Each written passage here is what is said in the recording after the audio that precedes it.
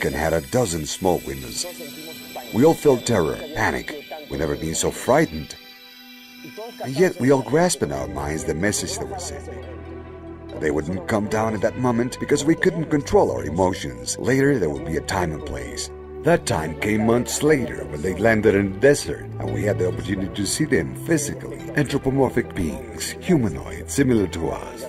At the beginning, their communication was all telepathic. Had it all ended there, these experiences wouldn't have much significance. But a Spanish journalist, Juan José Benítez, who today is known worldwide for his Trojan Horse series of books, back then a correspondent for the FN News Agency, was sent to Peru to cover the story about a group of teenagers who claimed to have had contact with extraterrestrials. We went out to the Chilca Desert with him.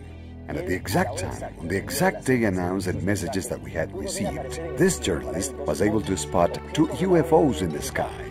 To us, they were DAVs, directed alien vehicles. The sighting demonstrated to his satisfaction that it is possible to establish contact with extraterrestrial beings. When he returned to Spain, Juan José Benítez wrote his first book, UFOs, SOS to Humanity. This book made our contact experience known around the world. As the years progressed, our communication with these beings became more and more fluent. We were allowed to receive the information that we are about to share with you, stories about the cosmic plan, extraterrestrial cosmogony, and the origins of humanity.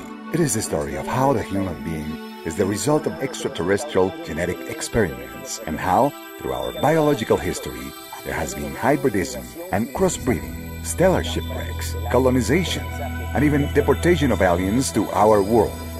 Without considering the extraterrestrial link, human history doesn't make sense.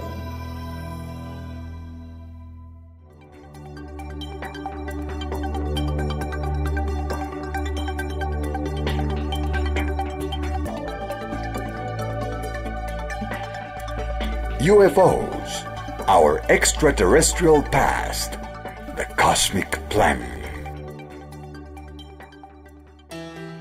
In the early 70s, there began to appear in the south of England a series of mysterious patterns imprinted on field grains. These markings were referred to as agroglyphs, or crop circles. They always seemed to appear at harvest time and on grain fields.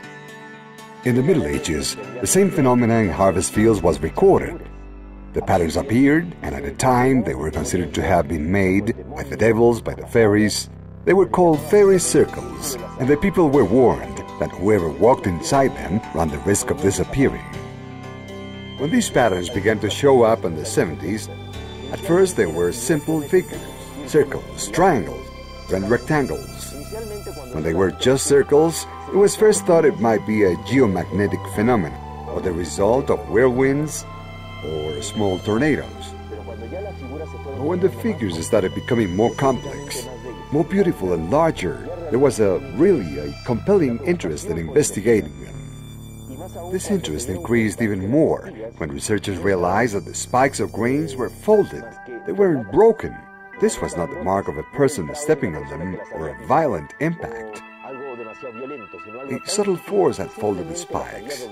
There was a strange sort of mutation in the crystals of the grains, suggesting that a magnetic force or some type of energy had made the figures. It appeared to be a message from the heavens to us here on Earth. In 1996, at Oliver's Castle, a video was made of some illuminated spheres that began to flutter over the harvest fields, and in fractions of seconds they made an imprint, these same type of figures. On August 17, 2001, alongside the Schill-Bolton radio telescope, there appeared a set of 2 figures, initially a gigantic 3-dimensional face. At ground level, there was nothing visible that would make us believe that this was a face. These were just little piles of weed. But that face is not unknown. It is identical to the face of Sidonia on Mars, a face that was discovered on a mountain on the surface of that planet. And what is the other figure? A rectangular figure that turns out to be the answer to a message that was sent from Earth on November 16, 1974. Frank Drake, a friend of Carl Sagan, using the big radio telescope of Arecibo, Puerto Rico, had sent